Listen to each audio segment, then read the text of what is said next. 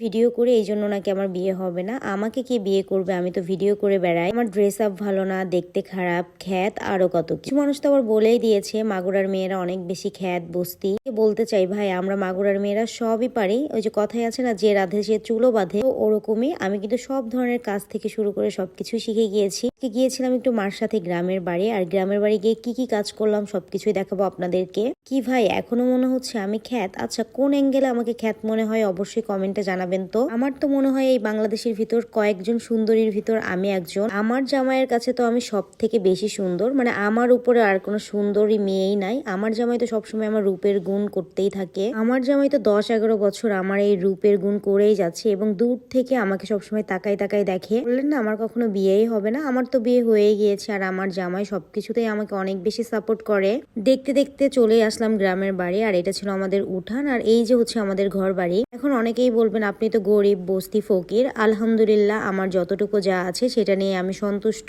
মানুষের হয়তো লক্ষ লক্ষ টাকা থাকে, বড় বড় বাড়ি গাড়ি থাকে, বাট আমাদের যা আছে এটা নিয়ে আমরা অনেক বেশি হ্যাপি। কথা বলতে বলতে নদীর পাড়ে চলে আসি, আর নদীর পাড়ে এসে এই ভাটিয়া গাছ দেখি। ছোটবেলার কথা মনে পড়ে গেল। যাদের মাথায় অনেক পরিমাণে উকুন, তারা কিন্তু এই ভাটিয়া পাতা বেটে নিলে উকুন একদম মরে যায়। এরপরে কাকির পালানে আসি, আর দেখতেছিলাম কাকি সুন্দর করে চিতই পিঠা বানাচ্ছিল। সো কাকিকে একটু হেল্প করে দিলাম, মানে ভিডিও করার জন্য। সুমন ভাইয়া বলতেছিল যে পিঠা বানাও, আমরা ভিডিও করে দেই। আর সবাই আমাকে অনেক বেশি হেল্প করে, আমার গ্রামের যারা আছে। গ্রামের মানুষও এখন বুঝে যে ভিডিও একটা কাজ আর এটা একটা প্রফেশন। শুধুমাত্র এই অনলাইন জগতের কিছু মানুষই বুঝে না, সবাই না। কিছু মানুষের কমেন্ট দেখলে অনেক বেশি কষ্ট হয়। সো পিঠা টিঠা বানিয়ে কাকি আবার মাছের তরকারি দিল, মাছের ঝোল দিয়ে সুন্দর করে খেয়ে নিচ্ছিলাম। প্রত্যেকটা পিঠাই অনেক বেশি মজা হয়েছিল। আমি জাস্ট ঢেলে দিয়েছি, তারপরের গুলা কাকি বানিয়েছে। তারপরে আমি ছোটবেলা থেকেই দেখেছি কাকি অনেক সুন্দর করে চিতই পিঠা বানায়। এরপর কাকি আবার এক গ্লাস ঠান্ডা পানিও দিয়ে গেল। মানে গ্রামে সবাই অনেক বেশি যত্ন করে। কাকির দেখেছিলাম এখানে রাই হয়েছে, আর রাইগুলো একটু পাড়িয়ে দিচ্ছিলাম। বরাবরই আমার বোতল নিতে খুব ভালো লাগে, আর আমি কিন্তু অনেক ভালো সব কাজ পারি। আর এখানে পা দিয়ে আমার খুব মজা লাগতেছিল।